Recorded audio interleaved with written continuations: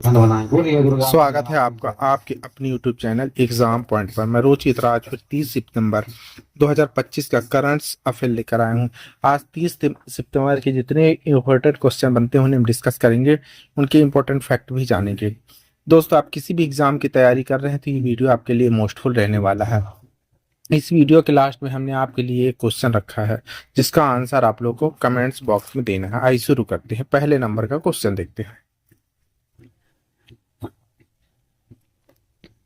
पहला क्वेश्चन है, देख लेते हैं।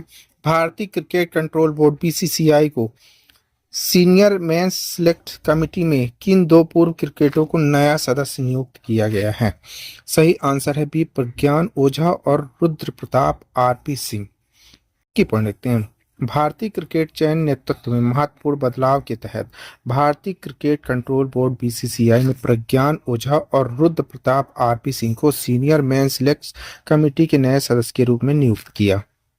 यह घोषणा बीसीसीआई की वार्षिक सामान्य सभा एजीएम के दौरान 28 सितंबर 2025 को की गई।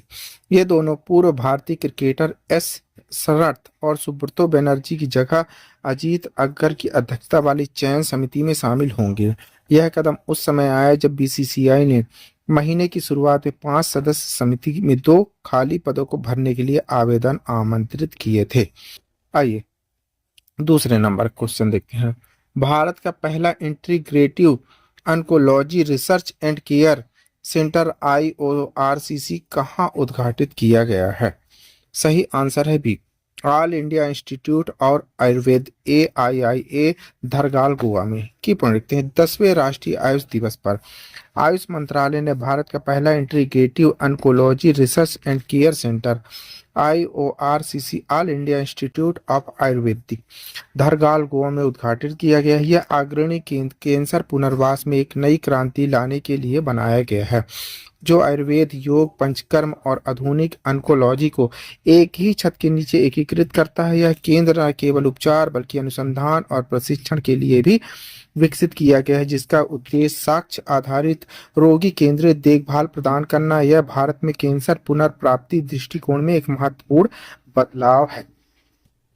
आइए तीसरे नंबर का क्वेश्चन देखते हैं। भारत सरकार ने हाल ही में श्रीश चंद्र मुर्मू को किस पद पर नियुक्त किया गया है? सही आंसर है बी, भारतीय रिजर्व बैंक RBI के उप गवर्नर के रूप में। की बनते भारत में केंद्रीय बैंकिंग नेतृत्व में एक महत्वपूर्ण कदम के तहत सरकार ने गिरीश चंद्र मुर्मू को भारतीय रिजर्व बैंक RBI का उप गवर्नर नियुक्त किया। उनकी 3 साल की अवधि 9 अक्टूबर 2025 से शुरू होगी। मुर्मू, जो वर्तमान में RBI में कार्यकारी निर्देशक के रूप में सेवा दे रहे हैं, राजेश्वर राव की जगह लेंगे, जिनकी अवधि 8 अक्टूबर 2025 को समाप्त हो रही है। आइए चौथे नंबर का क्वेश्चन देखते हैं। भारत सरकार ने कौन सी रिपोर्ट जारी की जिसमें राष्ट्रीय व राज्य स्तरीय वन लेखे सम्मिलित की गए हैं? सही आंसर है भी, फॉरेस्ट अकाउंट 2025 की पढ़ते। भारत सरकार ने फॉरेस्ट अकाउंट 2025 वन लेखे 2025 जारी की, जिसमें खंड 1 स्तरीय राष्ट्रीय स्तर के वन लेखे, खंड 2 राज्य स्तर प्रवृत्तियां और साहित्य समीक्षा शामिल है। यह रिपोर्ट पर्यटन, पर्यावरण, आर्थिक लेखांकन प्रणाली ढांचे पर आधारित है और अंतर्राष्ट्रीय सर्वोत्तम प्रथाओं के अनुरूप भारत के वनों की भौतिक, मौद्रिक, पारिस्थितिकी तंत्र सेवाओं का आकलन प्रस्तुत करती है। 1 दशक से अधिक आंकड़ों का पर आधारित यह रिपोर्ट वन संरक्षण, जलवायु परिवर्तन, समन वन सेवाओं के आर्थिक मूल्यांकन में भारत की प्रगति को रेखांकित करती है। 2070 तक नेट जीरो लक्ष्य की दिशा में भारत की प्रतिबद्धता को मजबूत करती है। 5वें नंबर का क्वेश्चन देखते हैं।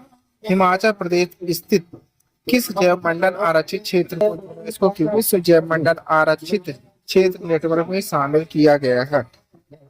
सही आंसर है सी, शीत मरुस्थल जैव मंडल की पूर्णता। भारत ने 2 महत्वपूर्ण पर्यावरणीय उपलब्धि हासिल की। पहली, हिमाचल प्रदेश स्थित शीत मरुस्थल जैव मंडल आरक्षित क्षेत्र को यूनेस्को के विश्व जैव मंडल आरक्षित क्षेत्र नेटवर्क में शामिल किया गया। दूसरी, बिहार में मोही नदी, अर्ध भूमिया, गोकुल जलाशय और फतेहपुर झील को रामसर स्थल का दर्जा मिला, जिसे भारत में ऐसे अंतर्राष्ट्रीय स्तर पर महत्वपूर्ण आर्द्रभूमि की संख्या 93 हो गई।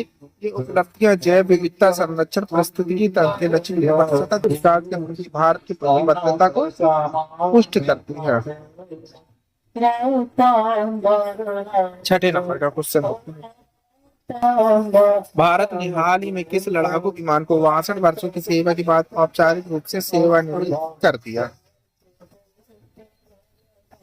सही आंसर है सी, MiG-21। भारत ने आधिकारिक रूप से अपने सबसे प्रतिष्ठित लड़ाकू विमानों में से एक MiG-21 MiG-21 को अलविदा कह दिया। भारतीय वायु रक्षा में अपनी अग्र दीर्घायु योगदान के लिए प्रसिद्ध MiG-21 को 1963 में पहली बार शामिल किए गए चंडीगढ़ वायुसेना स्टेशन पर एक औपचारिक फ्लाई पास्ट के साथ सेवा मुक्त किया गया। इस तरह 62 वर्षों के एक गौशाली युग का अंत हुआ। इस MiG-21 की अंतिम परिचालन इकाई नंबर 23 काइट पैथन अब सक्रिय सेवा से सेवानिवृत्त हो गई।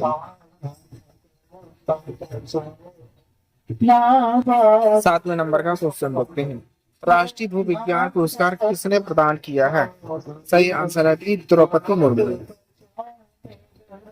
राष्ट्रपति द्रौपदी मुर्मू ने 26 सितंबर को राष्ट्रपति भवन संस्कृत के में राष्ट्रीय भूविज्ञान पुरस्कार 2024 प्रदान की। इस अवसर पर 20 प्रख्यात वैज्ञानिकों को खनिज अन्वेषण, अनुप्रयुक्त भूविज्ञान, पर्यावरण सतर्कता में उत्कृष्ट योगदान हेतु सम्मानित किए गए। ये पुरस्कार 1966 में खनन मंत्रालय द्वारा स्थापित किए गए थे।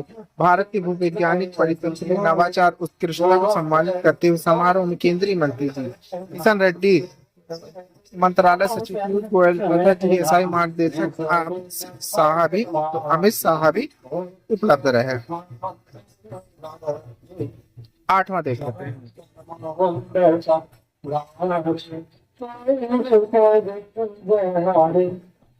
Business line change maker award, change maker of the year award किसे दिया गया? सही आंसर है DRDO की रक्षा अनुसंधान और विकास संगठन। DRDO को स्वदेशी रणनीतिक योगदान के लिए business line change maker award, change maker of the year award से सम्मानित किया। इसके साथ ही अजीम प्रेमजी फाउंडेशन को शिक्षा स्वास्थ्य सेवा क्षेत्र में अपने व्यापक कार्य के लिए अपनाइक चेंज मेकर पुरस्कार सम्मानित किया गया। यह पुरस्कार भारतीय विकास के 2 स्तंभों पर प्रकाश डालते हैं, तकनीक, नेतृत्व, सतत सामाजिक। आइए 9वें नंबर का क्वेश्चन देखते हैं,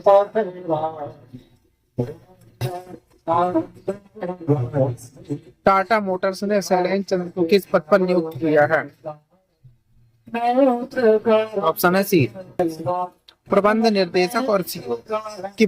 टाटा मोटर्स शैलेंद्र चंद्र को 1 अक्टूबर 2025 से मैनेजिंग डायरेक्टर CEO नियुक्त किया। उनका कार्यकाल 3 वर्षों का होगा, जो 30 सितंबर 2028 को समाप्त होगा। Shailendra Chandra Tata passenger electronic mobility limited TPEM के MD के रूप में भी बने रहे। समूह की तेजी बढ़ती इलेक्ट्रॉनिक वाहन की रणनीति पर फोकस को दर्शाता है। बदलाव ऐसे समय में हुआ जब टाटा मोटर्स में कारपोरेट डिस्मर हो रहा है, जिसमें 2 अलग अलग सूचीबद्ध कंपनियां बनाई जाएंगी, एक कमर्शियल वाहन के लिए, दूसरी पैसेंजर व इलेक्ट्रिक वाहन जिसमें जगुआर लैंड रोवर JLR शामिल है। आइए 10वें नंबर क्वेश्चन, एशिया कप के फाइनल में भारत ने किस टीम को हराकर खिताब जीत लिया है? सही आंसर है सी, पाकिस्तान। भारत ने एशिया कप 2025 में दुबई के फाइनल में अपने सबसे प्रतिद्वंदी पाकिस्तान को 5 विकेट से हराकर इतिहास रच दिया।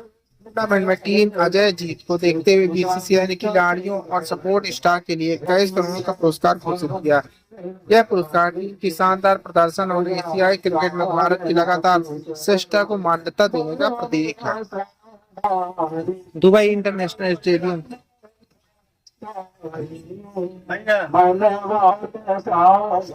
खेले गए थर्ड स्टेट फाइनल भारत ने पाकिस्तान का लक्ष्य शांतिपूर्ण हासिल किया। कप्तान सूर्य कुमार यादव का महत्वपूर्ण योगदान दिया।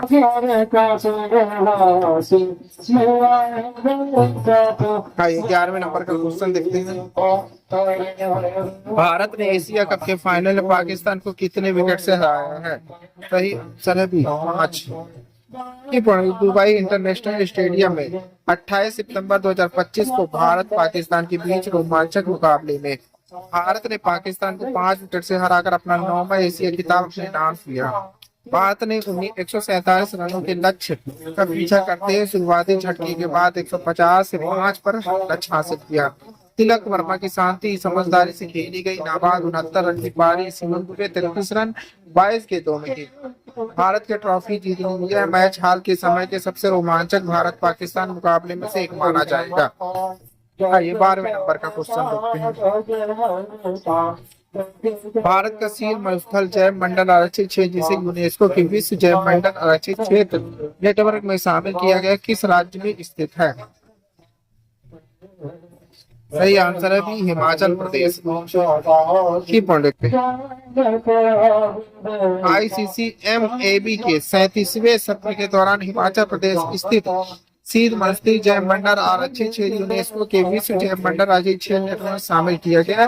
इसके साथ ही वैश्विक नेटवर्क भारत के अब 13 जैव मंडल आरक्षित क्षेत्र हो गए जो जैव विविधता सतत विकास के प्रति प्रतिबद्धता को दर्शाते हैं। इसके अतिरिक्त भारत ने बिहार में 2 नए रामसर स्थानों गोकुल जलाशय बक्सर 448 हेक्टेयर उदयपुर झील पश्चिम चंपारण 319 हेक्टेयर को भी नामित किया। इसे भारत में कुल रामसर स्थलों की संख्या बढ़कर 93 हो गई। 13.6 हेक्टेयर क्षेत्र को कवर करते जिससे आज भूमि संरक्षण जलवायु परिवर्तन लचीलापन मजबूत हुआ है। आइए 13 नंबर का क्वेश्चन देखते हैं। पूर्व दिल्ली जम्मू कश्मीर क्रिकेट मिथुन मनहंस को BCCI कौन सा पद निर्विरोध चुना गया है? सही आंसर है बी 37वां अध्यक्ष। पूर्व दिल्ली और जम्मू कश्मीर क्रिकेट मिथुन मनहंस को BCCI का 37वां अध्यक्ष निर्विरोध चुना गया है। 28 सितंबर 2025 में मनियाली BCCI के 94वीं वर्ष आम बैठक एजेंट में की गई। मनहंस रोज बिक्री का स्थान लेंगे जिन्हें अगस्त 2025 से पद पर इस्तीफा दिया। इसके बीच में राजीव शुक्ला अंतरिम अध्यक्ष के रूप में सेवा दे रहे हैं। चुनाव भारतीय क्रिकेट में पूर्व खिलाड़ी विशेष प्रशासनिक पदों में आने की प्रवृत्ति को जारी रखेगा।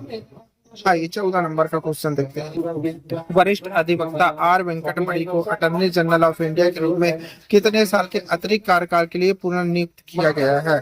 सही आंसर है बी 2 वर्ष के लिए। की पॉइंट देखते हैं। वरिष्ठ अधिवक्ता आर वेंकटरमणि को अटॉर्नी जनरल ऑफ इंडिया के रूप में 2 साल के अतिरिक्त कार्यकाल के लिए पुनर्नियुक्त किया गया जो 1 अक्टूबर 2025 से प्रभावी। उसका कार्यकाल वर्तमान 3 साल का कार्यकाल जो 30 सितंबर 2022 को शुरू हुआ था इसी महीने समाप्त हो रहा है। इस पुनर्नियुक्ति के साथ वेंकटमणि 30 सितंबर 2027 देश के शीर्ष विधिक अधिकारी के रूप में सेवा देंगे। यह निर्णय कानून न्याय मंत्रालय द्वारा पुष्टि किया है जो उनके परामर्श राष्ट्रीय माध्यमिक कानूनी मामले नेतृत्व को संतुष्ट होने को दर्शाता है।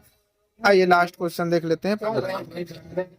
भारत ने 7वें साफ अंडर 17 चैंपियनशिप फाइनल किस टीम को हराया है? सही आंसर है बी बांग्लादेश को। भारत की अंडर 17 फुटबॉल टीम ने एक और बड़ी उपलब्धि हासिल करते हुए कोलंबो में आयोजित 7वां सैफ अंडर 7 चैंपियनशिप खिताब जीत लिया। 27 सितंबर 2025 को खेले गए इस रोमांच फाइनल में भारत ने बांग्लादेश को पेनल्टी शूटआउट में 4-1 से मात दी। निर्धारित समय तक मैच 2-2 की पारी पर रहा। यह मुकाबला रेसकोर्स इंटरनेशनल स्टेडियम में खेला गया। तल्ला मुआन अजनान शाह खेल होता भारत को हाफ टाइम 2-1 की बढ़त दिलाई। आइए आपके लिए क्वेश्चन है। इसी क्वेश्चन का आंसर आप लोग को कमेंट्स बॉक्स में देना है। क्वेश्चन देखिए।